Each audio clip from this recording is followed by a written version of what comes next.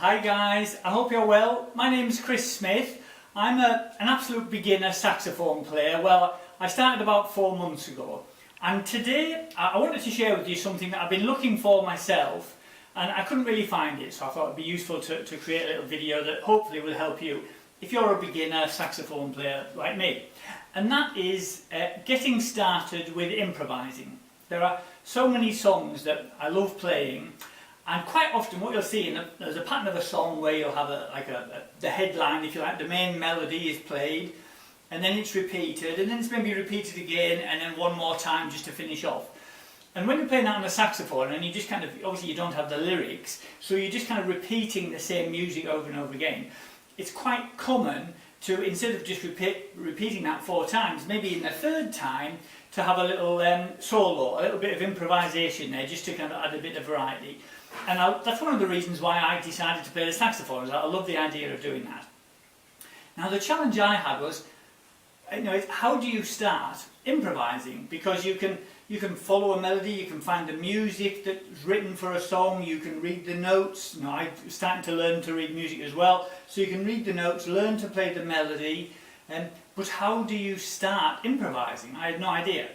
So what I've kind of started doing, and with a bit of help from having been on a few workshops and speaking to my saxophone teacher, what becomes obvious is that as well as the melody notes, there are chords. So if someone's accompanying you on the guitar, for example, or on the piano, they might just play the chords, the harmony, if you like, behind the melody. And those chords, obviously on a saxophone you can't play a chord, but what you play instead is an arpeggio. So a chord is typically 3, maybe 4 notes from a scale. That obviously on a guitar or on a piano you can play all at once. On a saxophone, because you can't play them all at once, you play them one at a time, and that, if you like, the rhythm of the notes from the chord as on a saxophone is called the arpeggio. So in Summertime, this is the song that one of the songs that I'm learning now. One of the chords that's really common throughout it is F sharp minor 7th. Now, if you're like me, when I first started I didn't really know what that means, but basically it means that the chord that somebody would play accompanying you with that is based on the F sharp minor scale. The 7th just means that you add the 7th note of the scale, so a scale is typically 8 notes. So with F sharp minor, that scale is, hold on, I've actually had to write this down, so it's F sharp, G sharp, A, B, C sharp, D and E. So they're F sharps, G sharp, A, B, C sharp, D and E. So there are the 7th, and then normally F sharp, you add that on the end to make the kind of the 8 notes of the minor scale.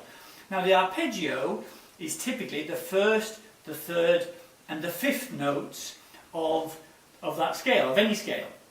So for me, on the saxophone, that means or for anybody playing an arpeggio or a scale, that's the F sharp, the A and the C sharp. And what I noticed was when I was playing Summertime, you actually play those notes quite a lot in the melody, which is no surprise really, because obviously you would play the notes and you'd want the chords to match in with that. So when you're improvising, rather than kind of using every single note on your saxophone, what I found is it's really easier for me just to pick the 3 notes on the arpeggio of the chord of the scale that is mostly used in that song. Now some songs will vary a lot and you're having to change, but with Summertime a lot of it is on that same scale, so that works really easy for me. So all that you need to do then is kind of improvise a little bit using those 3 notes, and then don't forget on the saxophone, or at least the alto saxophone, pretty sure it's the same for the tenor saxophone as well, you've actually got two octaves, 2 and a bit octaves in fact. So as well as, for me, the F sharp, the A and the C sharp on the kind of the main kind of register, the lower register, you can press the octave key in and you've got those same 3 keys but in the higher register as well, and it still sounds really good. So effectively you've got 6 notes to play with that you can just kind of play around with. So what I've got for you now is this is just a little snippet of the last Summertime, the last song that I've been learning. And what I've done is I'm just playing, as I said, it's repeated 4 times, the melody.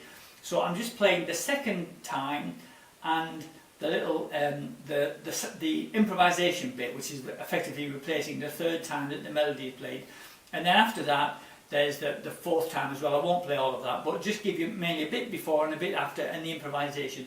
So you can see what I do. It's nothing special, doesn't sound fantastic, but I quite like it, and it's just a great way to get started. So here it is.